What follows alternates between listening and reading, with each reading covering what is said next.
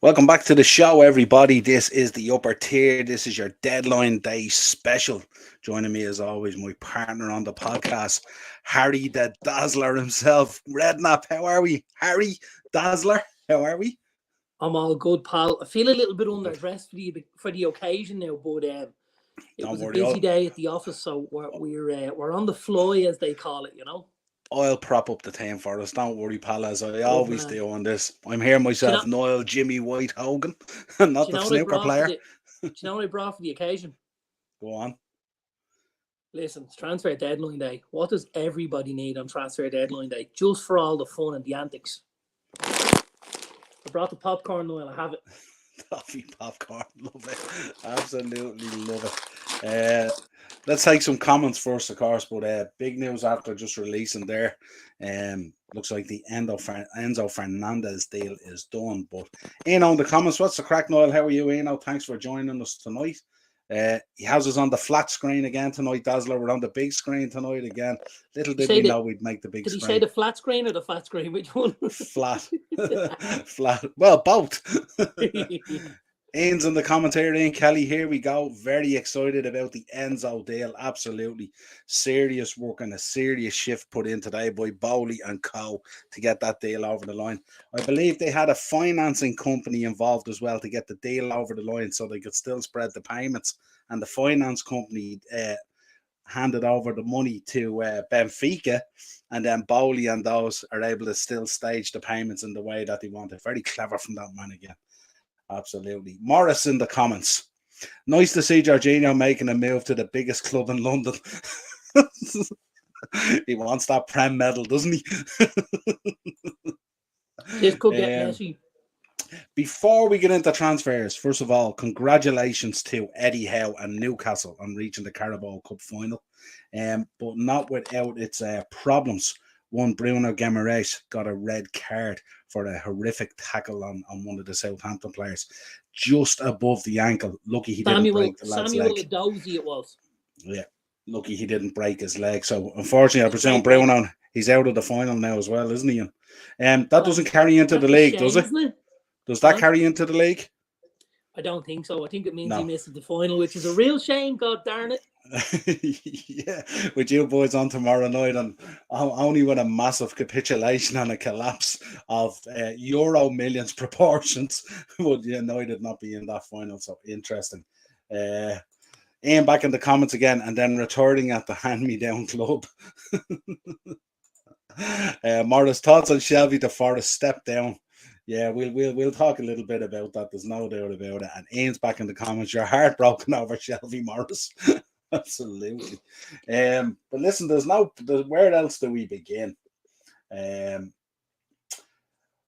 Let's start with Enzo.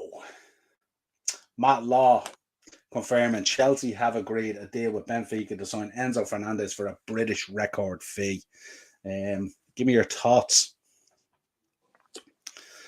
I've lots of thoughts actually on this one. I think this lad's a smashing footballer, I have to say. I think he's a really, really good footballer.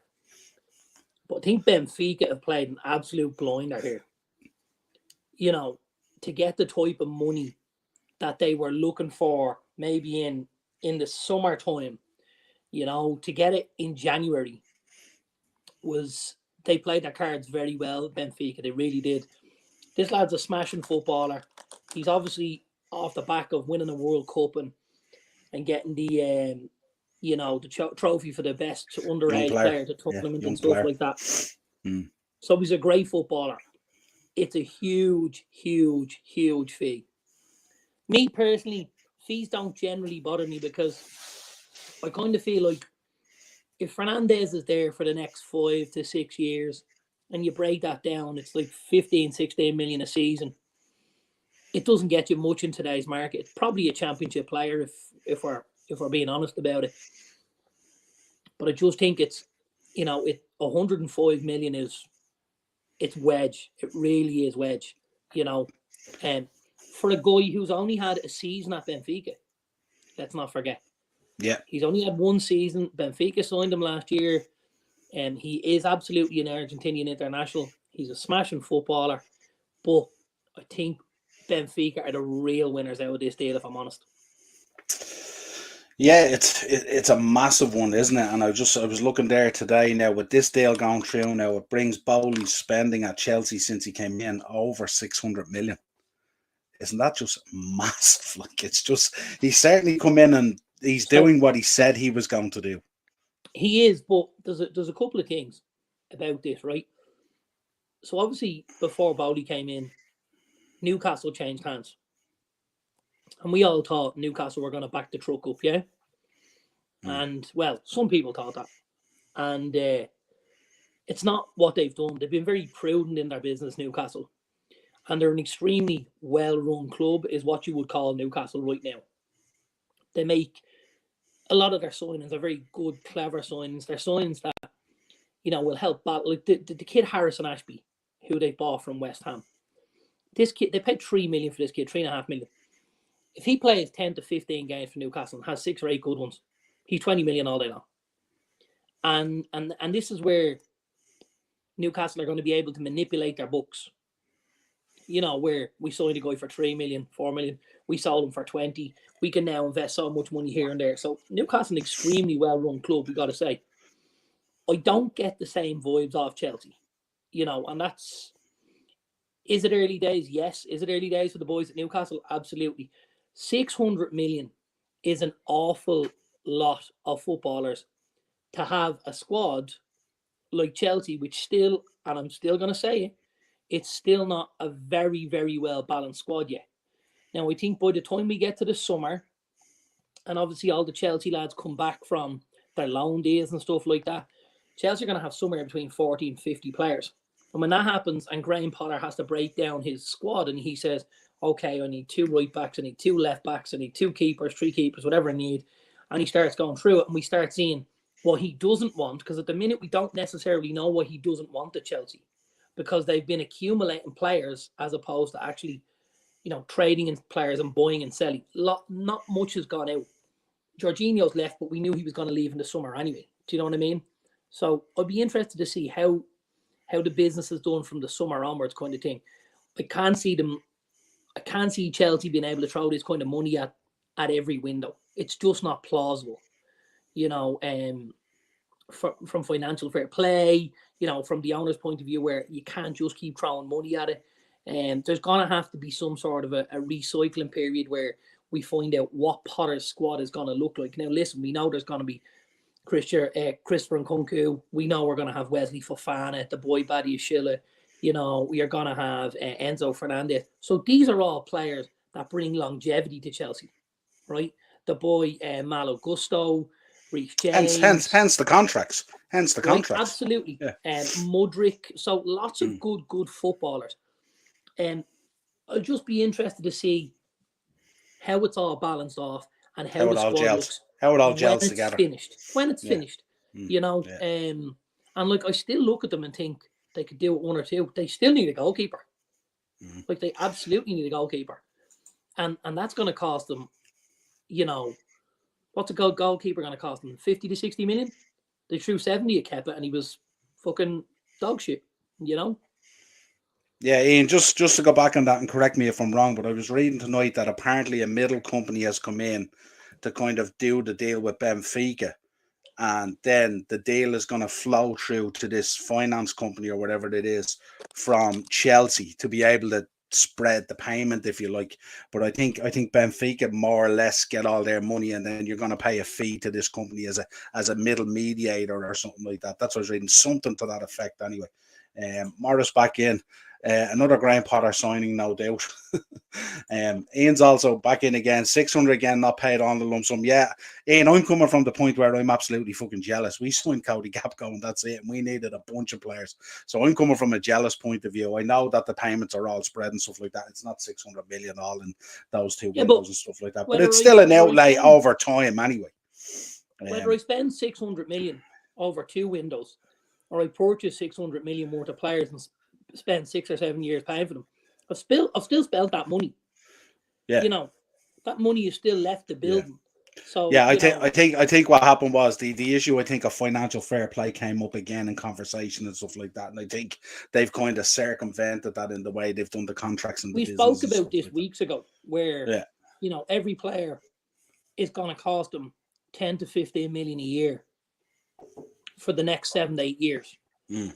and that means their spend generally window to window should be only what the players' contracts were, which is if you've 10 players brought in and they cost you between 10 and 15, you're It's somewhere between 150 100 and million. 150, Yeah, and that's it. absolutely. That's a transfer window anyway. So we know that. We're not nobody's cribbing over that or saying otherwise, but it's still huge money. Yeah, Morris taking up on your point there, Darren. Surely Chelsea will have to make a good few cuts this summer. Yeah, I mean, they're going to look, you're going to have to tend the herd when you're bringing in a certain quality of player. But then again, they need a squad as well, because I'm sure the perception from Bowley's point of view is he wants Chelsea fighting on all fronts for every trophy, and he's going to arm them so in terms of their squad and stuff like that. The other thing about Chelsea is they tend to do reasonable business in their loans and stuff like that, and also in their sales. They tend to get reasonable money for the sales. Like if you look at the Jorginho deal today, I think they were saying today between wages and the deal is going to cost them circa 20 million. 20 million is roughly what the deal is between wages. I think it's 12 million for the fee or 10 million or something like that. That's real good business, I think, Ian back in the comments as well. That's it, Dazzler. Building for the future and getting rid, yeah, absolutely. Rid of past managers' mistakes. Yeah, we've spoke about this, and it was Ian who first put me onto that point as well, that it's a collection of multiple managers there and trying to put a jigsaw together with different pieces and different jigsaws listen, and stuff like that. That was one of the selling points for Bowley, where he said this is going to be a more organic way of doing things, and we're gonna pick a manager who we feel is the right fit for our club, and we're going to buy lots of really look at the players they bought. They're all good young players, right? Yeah. So if you can keep the nucleus of that squad together for the next 5 to 6 years, and you've got a manager like Graham Potter, who we know is a very good manager, it gives Chelsea a good opportunity to go and really, fly the flag on all fronts. Yeah. Absolutely. Fantastic base there. Fantastic base. Yeah, absolutely. Absolutely. And it's an interesting as well, because it's probably, it looks like it's going to be the first time in a long time that they'll stick with a manager, that they have a plan and they're putting in a base there for them to build from and develop and stuff like that. Ian's back in. Ian the Machine Gun Kelly, round of applause. Great work with Dynamo's Dozen podcast. Cheers, pal. Ian back in. Yeah, there will be lots of cuts for sure. Absolutely. Morris back in. Any Phil Jones news? Phil Jones going anywhere, Dazzler? The hide and seek champion. He is in Old Trafford now, currently behind the concession stand, hiding between a packet of hot dogs in the hope that nobody finds him before autographing pairs of pink boots, apparently. Fuck it out. For his eBay store. Ian back in. Dazzler inspired me to grab my own bag of popcorn. Babe. Nice one. Yeah, absolutely. Right, let's talk. Let's get an update here for us, and let's see what is going on. What did you make of Matt Doherty tonight? I don't know if you picked up on this. I know you were only kind of in the door. Originally supposed to be going on a loan move to Atletico. Spurs come in, terminate the contract. You're a free agent. Do whatever you want. He has signed for Atletico as a free agent out of nowhere. What's your thinking on this? Actually, so I was talking to Morris about this earlier. And was talking about, obviously, it's a good thing for Ireland, because don't forget, Kieran Trippier was a good footballer when he went to work for Diego Simeone. But he's a much better footballer since he's come back. And, from an Ireland point of view, we should be looking at this is great for us, because, Seamus Coleman hasn't got long left in his legs, who would say, and we need as many players, playing at the top of their game as possible. It should do wonders for Matt Doherty. He will absolutely, there you go, he'll learn how to defend, and it's great news for it. This is what we talked about. So, this will be the flip side. He'll learn how to defend and forget how to attack. My theory on that, though, right? Yeah. Ian, I like defenders to be able to defend and attackers to be able to attack.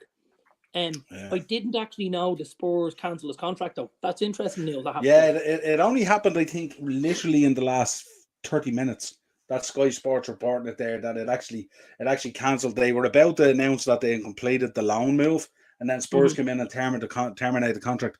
I wonder did maybe Doherty wanted to sign an on-fee, did he? Clever little Russell. Huh? Here's news that will shock you. Giroud, Olivier Giroud has come out and said he's not interested in an Everton move. Doesn't look like Everton are going to bring anyone in. Apparently, Sean Dyche has left Finch Farm, but the sporting director is still there. But it doesn't look like they're going to get anyone in the door. What you thinking on Everton? Obviously, we haven't spoken much about Sean Dyche. Obviously, Dyche going in there. What you feeling? Still in trouble? Anthony Gordon out the door? Yeah, so I spoke to Andrew earlier on the way home. And I was obviously driving the car and stuff. And I said to him, give me an update what's going on. You know, had the headphones in. And he says, oh, yeah, this guy's going here, this guy's going here. I said, so who have Everton got? And he says, oh, geez, I can't see anyone. And I says, oh, they've got to have gotten someone, you know. So we trolled through a few pages. He says, there's definitely nothing there from Everton. I says, he's sure.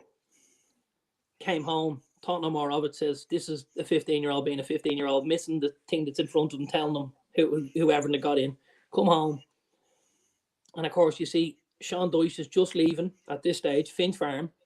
And Everton look like they haven't got a player in after selling Anthony Gordon for 45 million. This must be the biggest slap in the face Sean Dyche has had in a long time. I do believe, and I heard the correspondent from Sky this morning, and he spoke about the number of knockbacks Everton have had in the transfer market today and how many players told them they didn't want to go to them. Now, there's two ways you can look at this. Everton are in a relegation battle. They've just appointed Sean Dyche, which is as close to anti-football as life is ever going to get on Merseyside, I imagine, unless they get Mourinho in. And now the fans have turned on their own players. So it's not a very, very attractive prospect, but have the fans managed to scupper their own transfer window with the protests, with, barricading the players in and stuff like that? Not a good look. You've obviously seen Anthony Gordon leave the building, and now nobody decides to come in and take that seat because we don't want to have to deal with this shit on a Saturday afternoon after a game. Very sad. Everton are a huge club, always have been. And it'll be a real shame if they don't manage to get out of this. Because obviously we know the stadium is coming along nicely there. Looks beautiful, really does. It deserves to play Premier League football. But unless Sean Dyche can get a real tune out of this squad, Everton are in big, big trouble. We'll look after them in 2 weeks. Don't worry. We'll cough up some points to them, no doubt, as we do. Ian back in the comments, yeah, it was a good one. Why would a man of Giroud's ilk and looks drag himself into Goodison Park and take years off his life, and most importantly his looks? Yeah, 100%. The man is in. Coyle Gunnar Walsh, I'm sure he has plenty to say. Hope you're all well, legends. That's a shocking transfer window for us, and say goodbye to the league title. We are a joke. Really? You're that strong in on? Imagine how I feel, Coyle. I'm in 9th and we signed nobody, and we're here today. Another Konate is out now for a month with a hamstring injury. We are in the mud, pal. Honestly, geez, I'd love to be sitting top of the table after bringing in a couple of players. It was bad enough last night I had to cover that in the FA Cup draw and not being in it. And now tonight I have to cover deadline day and we ain't doing a pony, not a sausage. Yeah, but interesting. What's your thoughts, Darren? What would you be saying to Kyle there? Listen, Arsenal have made a couple of good signings there. Leandro Trossard's a great signing. Yeah. Linked with a lot of clubs, linked with the likes of Newcastle and Spurs, Chelsea at one stage. Really, really good footballer, this boy. We've seen him do it in the league for the last couple of seasons. He's done it against us. He's done it against you. Smashing little footballer, Belgian international, technically gifted. They bought a centre-back in, a Polish centre-back who was extremely highly thought of. A lot of smoke being blown up his arse by Robert Lewandowski, telling him how good he is and how good he could be. And 2-3 days later, he ends up at Arsenal. And then Arsenal, very opportunistic, aren't able to get the boy Moses Caicedo in the door and weren't able to get anyone else in that they wanted for the centre midfield roles. But we're able to get Jorginho in with with a proven track record of, winning trophies there at Chelsea. Knows how to get it over the line. Obviously did it with Italy as well. Yeah, he's an experienced head. Arsenal, the second youngest squad in the league. Like, I know what Kyle wants. I have a window, if I'm honest, like, but I certainly don't think it's been a bad window for Arsenal. I have to be honest. And dare I say, Darren's comments there, I would echo them, but I'd also say as well, Darren is not a fan of Jorginho whatsoever. In reality, so you've no reason to big him up in any way. You could slaughter him down here if you wanted. I had the same feeling. I got the feeling he was brought in. I mean, obviously, Caicedo was one that they wanted, and obviously Brighton holding steadfast on that, which is kind of disappointing for the player when you listen to his statement the other day and where he's come from and the opportunity of a huge move like this to secure his family's finances forever. And I think he said he came from 10 siblings and all this kind of thing, and you know, he had 10 brothers and sisters or whatever it is, and this will be the dream move for him and all, maybe to set up his whole family financially and all that. And they held back and they held steadfast on it, so they'll have to wait probably till the summer. But I think Jorginho going in there, I think he'll bring that bit of experience that might be lacking potentially in there with such a young squad and stuff like that. And, you know, I say the same thing even about Zinchenko. Zinchenko came in from a club steeped in success and getting it over the line and all that kind of stuff. And he's kind of brought that to them as well. If you look at Zinchenko, similar to Jesus coming in, he's lifted Arsenal to a certain level of play and expectation. And you can see it in him that he just wants to win every tackle, win every ball, win every game. And that spreads through the team. Yeah. And I think that's what's key in Jorginho coming in. So I wouldn't be too upset there, Cole. I tell you one thing, I would have took your hand off today for Jorginho if he was going to Liverpool. I can tell you that much. Morris in the comments. I think Sean will keep them up. Yeah, interesting. Cheapy back in. Most Arsenal fans didn't even care about Caicedo 2 weeks ago, Kyle. I would have liked us to sign a striker. I think we have had a good window as we have sorted out a terrible bench. Yeah, good options there on the bench now. Noel, you mean you'd love to be head of the table? Little wrestling phase there. The bloodline Noel is always head of the table. Noel is always head of the table. I'm actually sitting at quite a big table myself, would you believe? But I ain't at the top of it. I left the seat at the top 3 for you, Noel. You know that, pal, yeah? Nice.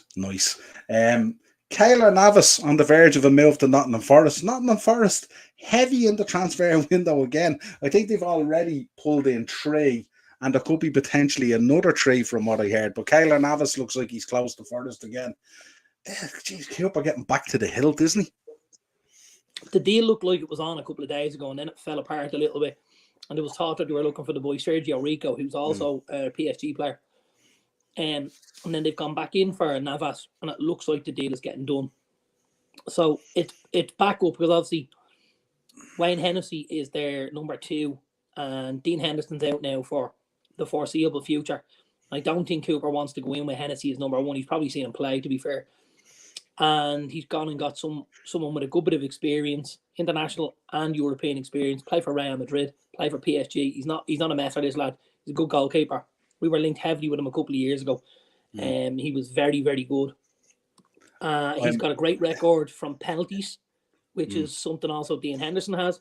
And, you know, it backs up the likes of Serge Aurier and Renan Lodi and stuff like that, where they're bringing in good quality international footballers, you know, with a good bit of experience who can help steer the ship to safety. I'm laughing here. I'm looking at Fabrizio Romano's tweet here, right? And it goes, Keylor Navas has accepted Forest days ago, and it's now sealed, documents fully signed. So the contract is signed. And it says, boarding completed, Nottingham at Turkish Airlines. And I'm thinking, do these guys realise there's about 30 minutes to go in the window? He's boarding Turkish Airlines. So, yeah, good one. Yeah, I think that's a sponsorship reference. Yeah, probably, I'd say. Yeah, absolutely. Yeah. But it's just funny. Chelsea, obviously, it's a great, the Enzo Fernandez. We spoke about that one. Just coming through here to see what everything. The Giroud bid rejected on deadline day. That's why Deutsch probably ran out of the place, absolutely going ballistic. Doherty, we spoke about. Chelsea. Lokonga joins Palace on loan. Sambi Lokonga. Yeah. I think this kid will do all right there, if I'm honest. No better man than Patrick Vieira to get him to do anything he hasn't been doing for Arsenal, you know. Patrick will be able to guide him along playing in that central midfield role. one of the top midfielders ever to play in the league. So, definitely a good signing for Palace. I kind of felt like they're a bit light in midfield, and they've addressed it with two signings today, Samuel Lokonga, and brought in another lad as well. I'm not going to try and pronounce his name because I'll absolutely butcher it. No problem. Manchester United, I wanted to get your thoughts on this. News coming out yesterday evening, I think it was, that obviously Eriksen was going to be out potentially till April or May, but that could mean potentially the end of the season for a guy like Eriksen. But United moved swiftly for Sabitzer. What's your thoughts on this one? Very encouraging to see how quick they moved on it, wouldn't they? Normally they'd be caught with their trousers now. Well, I think it's a sign of how the times have changed at Old Trafford, Erik ten Hag went into his news conference this morning and he basically spent a lot of it talking about Fred and bigging Fred up and how Brazil go in with Fred and Casemiro into a lot of their games and how it's not like they're short of coverage, Brazil, So if that's what their chosen pair is, they must be a decent pair, and we've got them and we haven't even paired them together very often yet. And he was saying Fred had a very important role to play over the next little while. Completely played down any talk of us bringing anybody in. But obviously behind the scenes, the wheels were in motion, let's say. And about an hour after the press conference finished, we got a wind of this move for Marcel Sabitzer. I got to be honest, I heard the name. And I've been a fan of this lad for quite a few years. He was at Red Bull. He was very good, played against us a couple of times in the Champions League. They knocked us out of the Champions League group stage, actually. And he's a tidy footballer. Austrian international. He's Austrian captain, if I'm right. Does a very good job linking the defence to the defence to the attack through the midfield role. He doesn't play as the holding midfielder, and he doesn't really play as the attacking midfielder. But he'll bring them all together, which is for United the exact same role as Eriksen was playing. He can take a dead ball, so corners, free kicks, stuff like that. Delivery's quite good. He's got an eye for a pass. He dribbles the ball well. Like, I genuinely couldn't believe it when everything was done so quickly, and I thought this is amazing. Like, it's such a good replacement to get him on loan till the end of the season. I'm sure there's some sort of a loan fee, but it's probably going to be quite small anyway.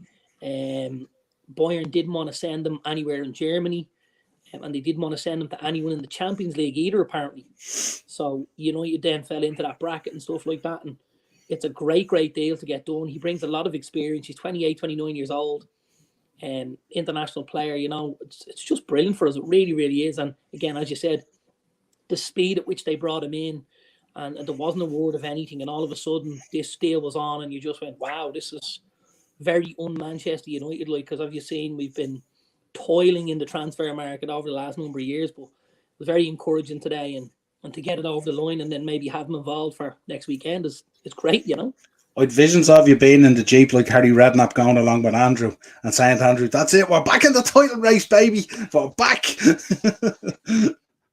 Interesting.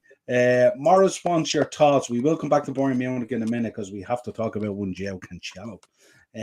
Morris in the comments, thoughts on Spence heading out of Spurs, Darren? Jed Spence, guy you were a big fan of. Gone out on loan, isn't he? Gone to Rennes. I've got to say, I feel very, very sorry for the kid. This is a classic case of a signing that was made by a club and a board rather than a manager. Conte doesn't fancy the kid, or even if he does fancy him, is just cutting off his nose to spite his face. And to be honest, that's not really cool when you're talking about a lad's career,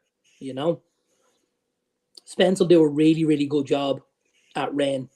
And if Spurs are looking to offload him in the summer, there'll be plenty of takers. They've obviously got rid of Doherty as well, and they've got the boy Pedro Porro on the way in. He's ex-Manchester City. City are looking to make about 12 to 13 million from this deal because of the sell-on clause they have involved. So great business, obviously, from Manchester City as well here, with getting the money in for Pedro Porro. But just a strange one with Jed Spence, really was. I think think there's a responsibility when you're dealing with footballers that are at this age. You know, Jet Spence is a young lad. He's 21 years of age, something like that. And obviously he comes with a club like Tottenham. He's left Middlesbrough where he was, and he's left Forest where he was, and he's come down to London, come down south. We don't know what his family situation is like and stuff like that. And he's kind of been exiled by a manager, you know. Not easy for a lad to deal with. And I kind of think that the responsibility on Spurs meant if they didn't get him out now, they probably feared a bit of a backlash down the road if things didn't go well for this kid. You know what I mean? If he got buried somewhere, which was what was happening basically. You know, it wasn't great from Conte, if I'm honest. But it doesn't shock me that he went down that road of doing that with a guy who he clearly didn't want at the club. You know. Yeah, it sounded like Conte was using him as a pawn to send a message to the board, really, which is very unfair on the lad because he's a heck of a talent. Absolutely. As we've seen, you know. Daz in the comments here. Thanks for joining us, Daz. Good to see you, man. Big up Noel and Dazzler. Do you think we need a midfielder or forward as a Liverpool fan? I don't think we need a forward, but what I do think we need is about 5 midfielders, and I think we need a 3 anyway. We need a centre back as well. No, because we'll actually need a bench as well. So we'll need at least 3 to put on the pitch and at least 2 to be on the bench. So we probably need about 5. Who knows? God, we're in serious trouble, Daz. These podcasts are getting real tough for me at this stage. They're therapy sessions at this stage. Yeah, Morris Shelby waved goodbye to the fans on the pitch earlier. Yeah, absolutely. I was on my way home from work and I was on the earphones to Andrew, and I says, "How's it going? Deadline day?" And he says, "I'm watching the match." And I says, "But that game's nearly over. Like, what? Turn on deadline day, will you?" And he says to me, "Just hold on a second. John Joe Shelby is just saying goodbye to the crowd." And I said, "Sorry, what?" And he says, "I says, is he not gone down to Forest?" He says, yeah, but he popped back up to just say goodbye. He's on the pitch now waving at them all. I said, "Will you stop? Who does he think he is? Fucking Pele." He was, yeah. Fuck's sake. Yeah. He's a hard neck, hasn't he? Yeah, I kind of thought it was like, you know, I didn't want to go in on it. I thought it was a nice touch to go back, you know. Coyle back in. Coyle's not happy tonight. Jorginho hasn't kicked the ball in 18 months. He is slow. Good man to hold on to the ball, but we are playing high press football. I think he's a joke and should be nowhere near us. I don't know. I think, you know, from all the information that's coming out at the moment, it sounded like Arteta wanted him. Sounded like the club backed him because obviously they weren't going to get Concedo. And for all intents and purposes, it sounded like his interview tonight as well, that he wanted to come and play for Mikel Arteta and do something new and different. And I think this could work out all right. I think you have to trust your manager at some stage, don't you? Especially with the job he's done so far in the last year at least. You've got Thomas Partey, who's just gone in for an MRI on the ribs after the game the other night. You've got Mohamed El Nene, who's just gone through surgery, and we wish him well on his recovery. He's had a bad knee injury. Gone for the season. Don't know when the timeline is for him to come back. You've then got Granit Xhaka. If anything happens Xhaka now, you're in trouble. Samuel Ekonga's leaving the building because he's not getting game time. Mikel Arteta had to do something in this instance. And when you've got to do something like that with a very, very small window of opportunity because these injuries occurred or stuff like that late in the window, like if Arsenal are looking for a midfielder in the first day of the window, it's one thing. But when you've got a couple of injuries like they've had very late on, it's not easy to get people in the door. You've got in a European Cup winner, right, with Italy. You got in a European Cup winner with Chelsea. A man that's made, you know, a name for himself taking penalties and scoring goals in there, right? He's Ballon d'Or nomination. We're stretching it. I know. I just thought I'd put that in. I knew you would. I knew you'd like that one. Like in Arsenal's position, when you got a lot of these young lads, and what they want to do is they want to be really quick and they want to be really, you know, kind of catch teams off balance and stuff like that. That's all well and good, but at times the ball comes back too quickly because the quicker you go forward and lose the ball, the quicker it comes back against you. You put somebody like Jorginho in there. I'm not a big fan of him, you know I'm not, but he takes care of the ball really, really well. He pops a little ball sideways, he gets it back, he slows the game down. He allows lads to get back into position, he creates a tempo. He's like a quarterback. He drops into the pocket and he'll just put balls here, there, and everywhere around the park. And when he's got runners ahead of him, like Saka, like Martinelli, like Jesus, like Odegaard, like Trossard, like these guys, he will find players with progressive passes and he will put Arsenal on the front foot. And if I'm an Arsenal fan and I'm without a couple of midfielders already, and I've got a guy who can come in here, and don't forget, they paid 12 million for him. So even if he leaves in 18 months, the likelihood is they'll get certainly half of that, if not more of it back. And they've closed the gap. I think it's a great bit of business. It's not a huge risk, and from I suppose they look down through the history of Chelsea doing business with Arsenal, and they don't look at it as overly fond with some of the stuff that's gone on. But I think in this moment here, I think it was key to bring in a bit of experience, and as you said, it's kind of like if nothing else was on the pipeline or nothing else was in the background, they had thrown in their 5 cards in the poker game on Conchado, and it wasn't going to happen. Brighton were going to stand firm, and I think Arsenal as a club, and I think especially Arteta as well as a club, they have to be commended as well for not going and bending over to Brighton's demands if Brighton wanted more money or whatever it is. I think they were right to steadfast on it and all and stuff. You look at Brighton, they only paid, 3.5-4 million for this boy 6 months ago, 7-8 months ago, whatever it was. To be commanding 70 million and this, that, and the other, I thought was a bit out of order, let's say, but obviously they were pricing the player out of the market in order to keep him there, and it was fairly obvious from the boy's statement how much he wanted to leave. So, but I think there'll be an opportunity to go back in there during the summer. Where this becomes a bit of a problem potentially is if Arsenal don't get over the title line in May, then questions might be asked then, well, if you had to pay that other 5 or 10 million and got this guy in, but it's if, buts and maybes. It's all hindsight at the end of the day, We saw Mikel Arteta's mentor Pep Guardiola pull out of deals over 5 and 6 million at times, where they set a limit, and they said this is where we go, and we don't go past that. And if the figure goes by that, then the player goes elsewhere. Happened with Fred at United, happened with Harry Maguire. They had a level where they were comfortable, and after that they said we don't feel like this player is worth that kind of money. Who's to say they were wrong? Yeah, well, I looked at there was an interview today. I don't know whether it was today or not, but I don't know if you've seen the sit down between Pep and Rio Ferdinand, and they were talking about the turnover of players and stuff like that. And like Pep is he's absolutely ruthless, and Cancelo going to Bayern Munich and stuff like that. It was a fabulous player, Cancelo. Me and you are big fans of that boy, and I think most football fans would be. But he turned around. Rio asked him the question about recycling the players and changing so often and all that kind of stuff. And he said to Rio, "How many Premier League titles did you win?" And Rio said, "I won 6." And he said, "Did you win them with all the same team?" And Rio just started smiling. I thought that was a great point. I thought it was a really, really good point, So it was interesting, But yeah. Very, very interesting. Coyle back in. Trossard, brilliant signing. Absolutely will be a brilliant signing. There's no doubt about it. We're big fans of him as well. Look, anything Brighton, we're huge fans of. Brighton, Graham Potter, all that kind of thing, we're big fans of. As for this new centre-back, the jury is out. That will always be the case when you bring in a player like that. That we could say the same thing about Enzo Fernandez. He could come into the Premier League and he may not be a success. Everything is a risk no matter what player. We needed a DM, and in my opinion, we didn't get it. We needed a striker, and we didn't. The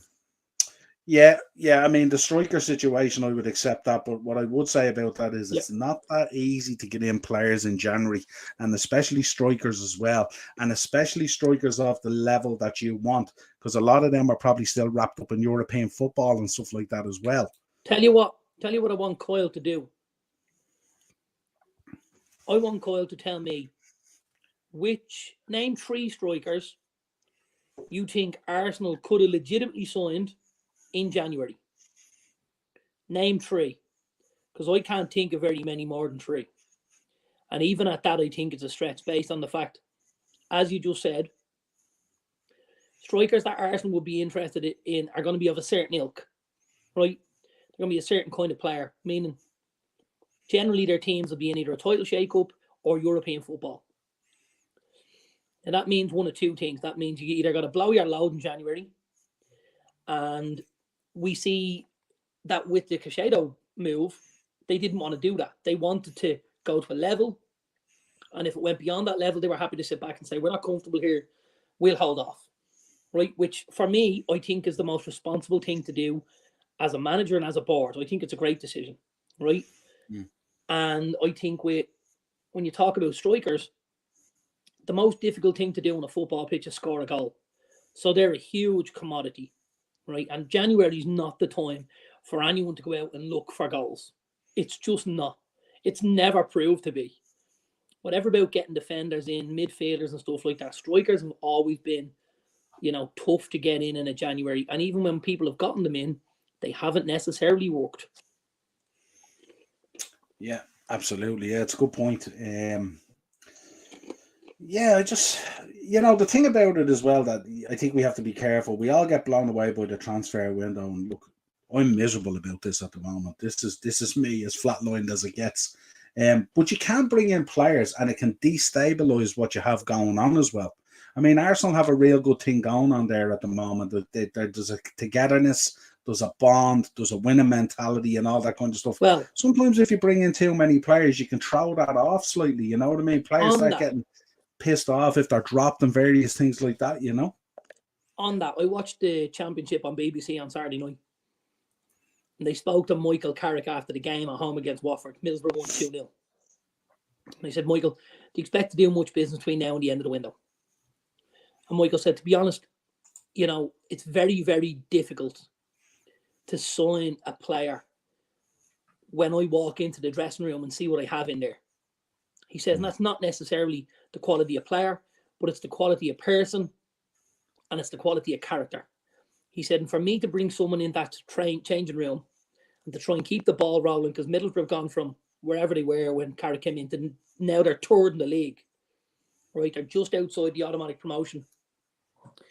And he said, I can't just bring anyone in here because if I spoil this dressing room, I lose the whole thing. Yeah. And that's really, really important. So finding the right character at times is even more important than finding the right player. And there's nobody that knows more about that than me. Because don't forget, the first thing Erik ten Hag tried to do when he came into Manchester United was get rid of some of the characters. The Paul Pogbas, the Cristiano Ronaldos, the Jesse Lingards, the Dean Hendersons. These guys had to be shown the door for things at Old Trafford to change. So sometimes you have to just be careful what you wish for. Yeah, absolutely. And I think as well, especially the difficulty of the January transfer window. And of course, it's very easy for the Arsenal boys and the Arsenal fan base at the moment as well, because they're looking at the title. They want to win the title. And of course they do. And there's a kind of an anxiety about that because it's been a moment since they've done it. So they're trying to get over that line. They're trying to knock off these games, get to that end game and win that title.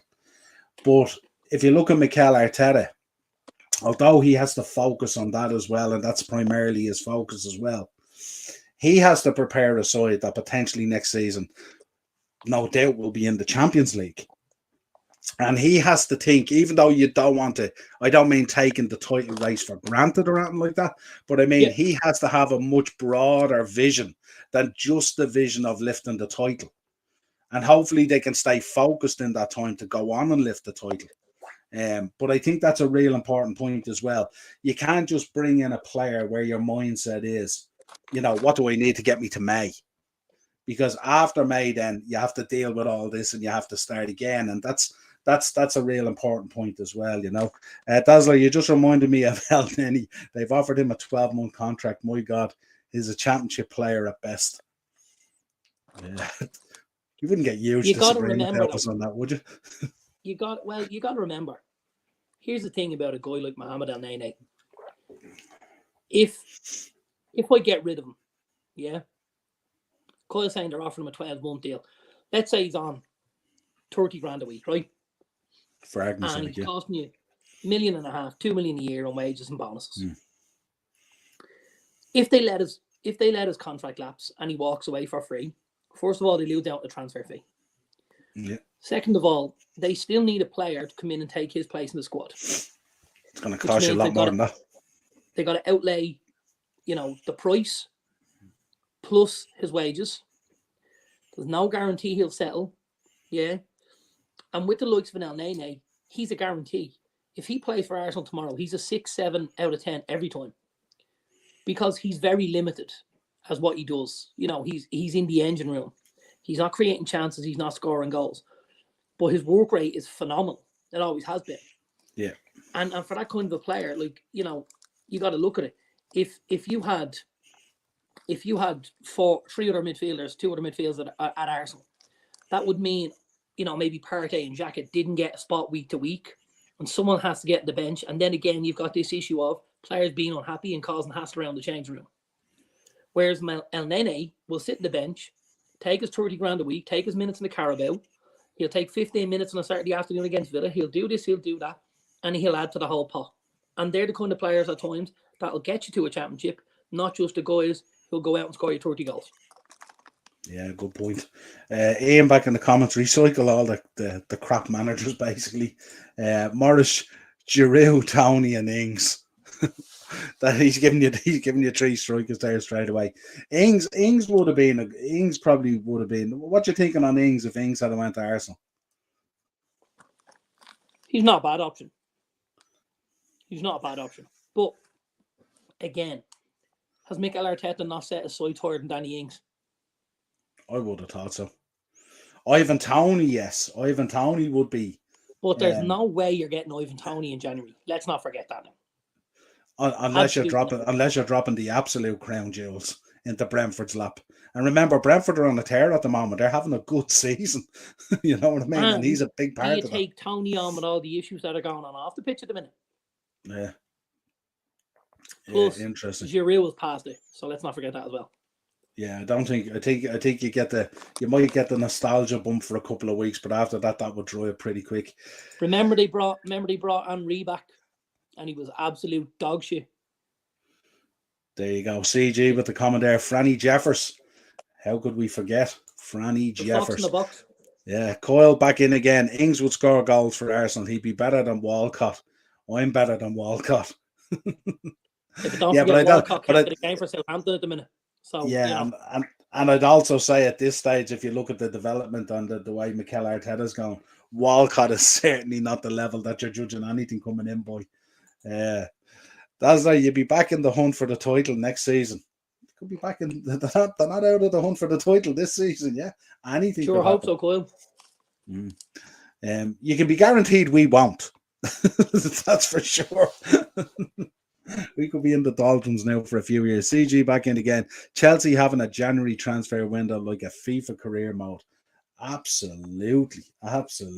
Setting a serious benchmark there, all right. Coyle back in again.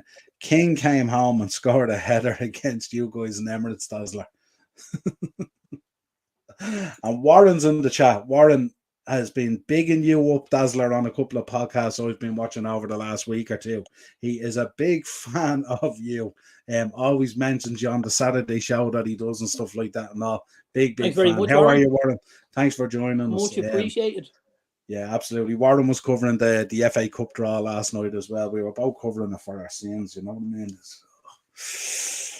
We both covered the FA Cup draw and both our teams went out, you know. Good to have you on board tonight, Warren. We've got 5 minutes to go. Let's see if there's anything interesting that's happened. Actually, hold on. There is news just in. Enlighten me, my friend. 5 minutes to go. Sue Smith has just combed her hair over to the other side. Here on Sky Sports News. I seen her. Did you see her on there yesterday with Warnock? My God, they're on every Monday. They're brilliant. Some quiff. I got to tell you, they do Monday morning. Steve